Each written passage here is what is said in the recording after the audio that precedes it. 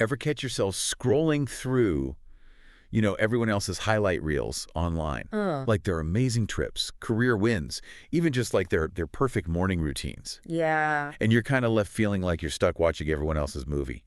definitely. I think a lot of people can relate to that. Yeah, it's that whole like, I'm just a side character in everyone else's story kind of vibe.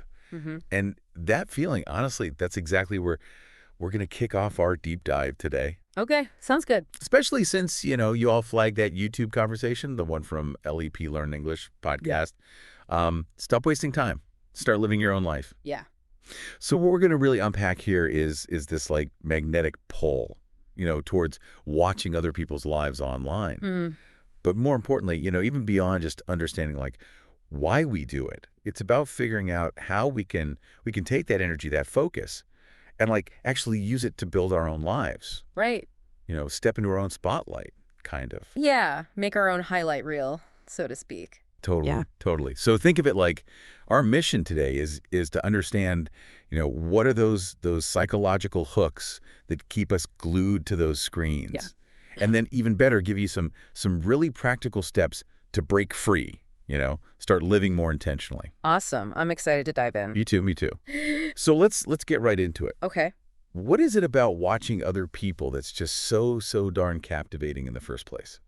Well, the YouTube video you sent, the hosts there, they had some initial thoughts, and they're not wrong, right? There's that basic level of entertainment. We Yeah. want to be amused. We want to pass the time. Right, right. Just something to kind of like zone out to a little bit. Exactly.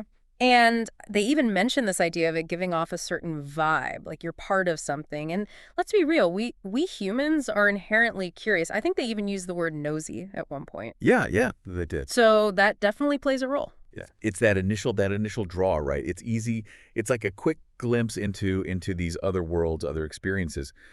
And they even joked about how it's like watching like an A24 film, Right. those indie movies that are known for being kind of stylized, Hmm. sometimes intense. Yeah, yeah. A little bit out there sometimes. Yeah, exactly.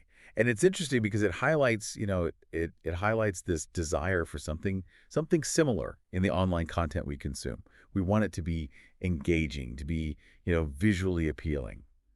But we both know there's got to be more to it than just wanting to be, entertained for a few minutes. Absolutely. There's definitely more going on beneath the surface. And that's where we can delve a little deeper into the science, the neurobiology of it all, specifically the role of dopamine. Okay, dopamine, the brain's reward system. Right. Exactly. And they kind of simplified it, called it happy juice, which I think is a pretty relatable way to explain its initial effect. When we come across something online that our brain registers as new, interesting, or rewarding, like those snippets of other people's seemingly perfect lives, dopamine gets released. Right, right. It's like our brain's little way of saying, like, hey, pay attention. This is good stuff. Hmm. And, the YouTube transcript even touched upon a super important point that was highlighted in a 2010 study published in the journal Neuron. Oh, interesting. What was that? So dopamine, it's not just about experiencing the reward itself. It's really strongly tied to the anticipation, the craving for that reward. That makes a lot of sense. It's that build up, the excitement of what's coming next. Exactly, exactly. So when we see, all these curated highlights of these seemingly amazing lives, perfect vacations, dream jobs, whatever it is, it can trigger that sense of FOMO, the fear of missing out. Oh, big time. And that feeling, combined with that dopamine release, which is driven by the anticipation of seeing something else cool, it creates this cycle, this craving to just keep scrolling, keep searching for that next little hit of dopamine. Right, right. It's like we're chasing that feeling, that little rush. Totally. And it's almost like we're getting this taste of the flex, as they put it, without actually having to put in the work ourselves. Interesting. We see someone achieve a goal, we see them experience something awesome, and our brain, it's like it gets this tiny, tiny echo of that positive feeling, but without us actually having to, lift a finger. That's such a good point. It's like we're getting the reward without the effort. Right. It almost sounds too good to be true. And that's probably why it can be so addictive, right? Yeah, exactly. It's so easily accessible. It's convenient. It's right there in our pockets. It's instant gratification, even if it's just a tiny little bit. But as the YouTube host pointed out, this could be a pretty big red flag.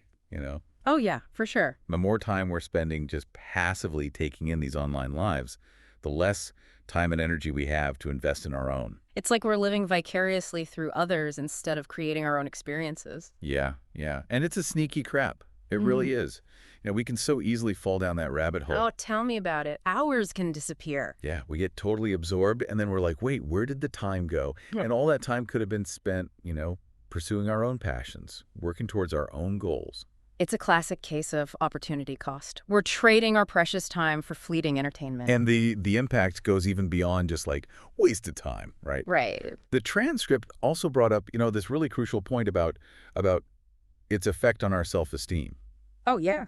and that natural human tendency to compare ourselves to others. It's hardwired into us, isn't it? It really is. Yeah. And when we're constantly bombarded with, everyone else's highlight reel, their carefully selected, best moments, it's hard not to feel a little inadequate. Yeah, I can definitely see that. You start to question your own life, your own accomplishment. Totally. You see the picture perfect vacations, the seemingly effortless achievements, and it's tough to not compare that to your own maybe more ordinary everyday life. Yeah. And it's so easy to fall into that trap of wishing that our lives were as put together, Yeah. as perfect as theirs seem to be, instead of actually working on getting our own lives to that place. Absolutely. It's like we're focused on the outcome, the picture perfect end result, without acknowledging the journey, the work that goes into it. Right, right. And that constant exposure to these curated realities, it can really breed some negative emotions, like, that feeling of being low-key depressed that they talked about.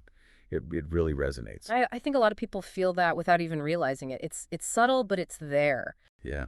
Yeah, it is. And it's ironic because, some of this content might be meant to inspire, but that constant comparison, it can actually leave us feeling kind of deflated, like we can't measure up to some often unrealistic standard. It's like a double-edged sword. Yeah, exactly.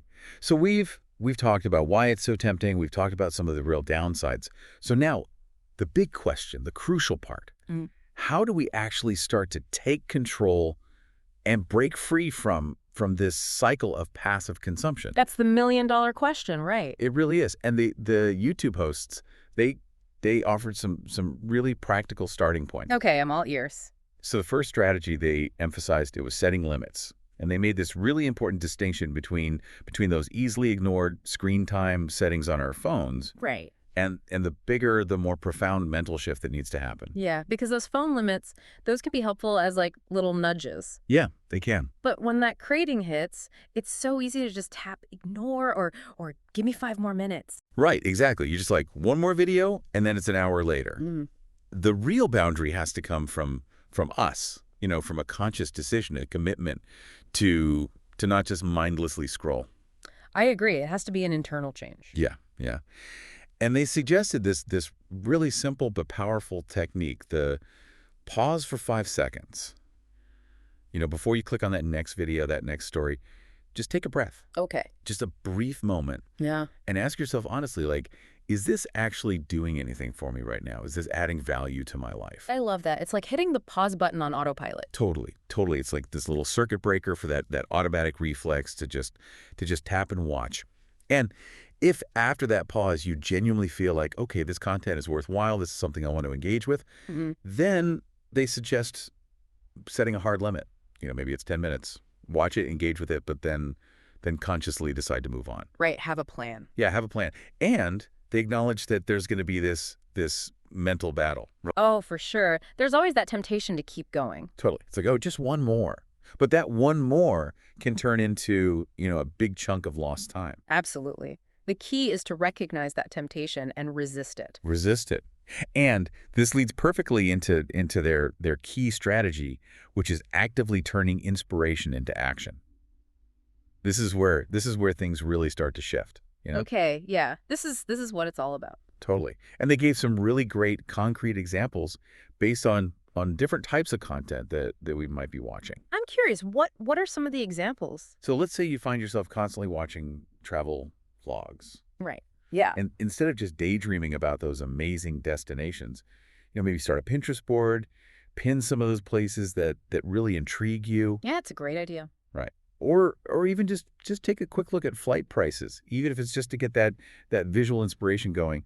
Or start researching, budget-friendly travel options that are maybe closer to home. So like making it more tangible, more achievable. Exactly. Exactly. They even suggested like starting a little savings challenge, even just a small manageable amount. Love that. It's taking that inspiration and turning it into actual steps. Totally. Totally. And then for fitness content, they had this funny example of like doing push-ups every time you watch a workout reel. Okay, that might be a little extreme. Yeah, probably a little bit extreme. But the idea behind it is spot on. It's about taking some kind of physical action. Right, doing something, anything to get yourself moving. Totally. They called it taking baby steps. And it doesn't have to be a huge thing. Even just standing up and stretching after watching a fitness video, it's a move in the right direction. I like that. It's about breaking that cycle of passivity. Exactly. And then for career development, self-improvement content, if you're inspired by someone's story, by their achievements, don't just, passively listen to it. Right. Take a concrete step related to your own aspiration. Yeah, put it into practice. Put it into practice. Mhm. They suggested spending, 10 minutes researching a side hustle that you've been thinking about, or signing up for a class or a workshop, even if it's just a free trial to start. So actually taking some form of action, however small, to move yourself forward. That's it. That's it. And the message that runs through all of these examples, it's so important. Simply watching other people achieve their goals, it doesn't automatically equal progress in your own life. Right. It's not osmosis. It's not osmosis. It's the deliberate action, no matter how small it is at first, Right. that actually creates change. Action is the key ingredient. Totally. And then they introduced this idea of a 30-day challenge, which I think is a really great way to put these strategies into practice, and see how they actually impact your life. Yeah, a 30-day challenge. I like the sound of that. So the challenge is pretty straightforward. You consciously replace just 10-15 minutes of your usual mindless scrolling with something that actually benefits you. Like reading a book, learning a new skill, working on a personal project. They even suggested journaling as an alternative to watching someone else's day unfold.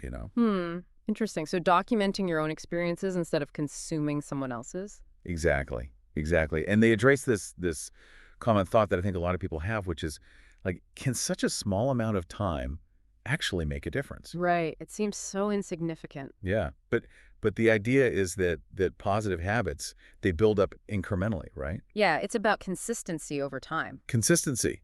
You start with something manageable, and then over time, you can increase that time you're dedicating to these more fulfilling activities. So it's a gradual process, but it can lead to significant change. Exactly. And what's really insightful is that after those 30 days, you might realize that a lot of the content you were passively consuming, it was, in their words, kind of mid, Yeah. just average, not really inspiring or fulfilling. That's so true. We often get caught up in the hype without really evaluating the substance. Right. And the reward at the end of this challenge, it isn't just the time you've saved. It's also about having something tangible to show for it. Yeah. A finished book, a new skill you've learned, progress on a project. And it's about that internal shift, that feeling that your life isn't just on repeat. Right, that you're in the driver's seat. Exactly. You're Yeah. actively shaping it. And they even tied this back to that feeling of being stale that can kind of creep in when we're just observing from the sidelines. Yeah, it's like you're stuck in a rut. Exactly. And they also briefly touched on some common internet slang and terminology, Yeah. which I think adds a little bit of context to their conversation. Oh, right. They did talk about some of those terms. Yeah, like rabbit hole, which, as we all know, it's that experience of getting totally lost in online content and not realizing how much time has passed. The black hole of the internet. Exactly. Yeah. And come in clutch, meaning to help out at the perfect moment. Right, like a lifesaver. Yeah, exactly. And then there's reality check, which is, a reminder of the actual situation, especially when someone's perspective might be a little out of touch. Right, it's like a grounding technique. Totally. And then, of course, hit different, meaning something feels or affects you in a special or unique way. Right, it stands out from the rest. Yeah. And lastly, they explained cold turkey, which is, that sudden and complete stop of a habit. Like quitting something all at once. Exactly. And these little explanations, they really help you grasp the nuances of their discussion. And, as they started to wrap up, they really emphasized that that central theme that we've been talking about. You can't experience your best life secondhand through the online experiences of others. It's such a crucial point. We can't let other people's lives become a substitute for our own. Exactly. And their call to action was really direct and clear. At some point, you have to decide to close the apps, to step away from the screen, and actually participate in your own life. Right. It's time to switch from spectator to player. Totally. And they even proposed a 24-hour challenge as a starting point. Like a whole day without vlogs, without stories, just focusing on living your own main character moment. A digital detox, basically. A digital detox. Yeah. And they left the listener with some really thought-provoking questions to consider during that break. How do you feel without that constant stream of online content? Do you actually miss it? And if you do, what does that tell you about your current habits and maybe the need for some change? Those are some really powerful questions to reflect on. It's about becoming more aware of our relationship with technology and how it's affecting us. Exactly. So as we wrap up our own deep dive today, let's quickly recap some of the key takeaways. Okay. We explored, those dopamine-driven mechanisms that pull us into watching other people online. We talked about those real risks of passive consumption, the impact on our time, our self-esteem. All right. And we also explored the power of setting those intentional boundaries, of taking action, turning inspiration into something real. And ultimately becoming the protagonist of our own lives. Exactly. And we really encourage you to think about that 24-hour challenge. Try it out, see what it's like, and take a moment to really reflect on your own relationship with online content. It could be a really eye-opening experience. Yeah, it could. And on that note, here's a final thought for you to consider, and it kind of builds on that challenge. Okay. Could intentionally creating some space, some distance from all those curated online lives of others, could that actually be the key to connecting more deeply and meaningfully with your own authentic experience? That's a really interesting question. And what's one concrete action inspired by our deep dive today that you could take right now, even in the next few minutes? That's a great challenge to leave our listeners with. Taking that first step, however small, is what sets everything in motion. Totally. All right, that's it for our deep dive today. Thanks for having me. This was a great conversation. Yeah, I really enjoyed it too. And thanks all of you for listening, and we'll catch you next time. See you then.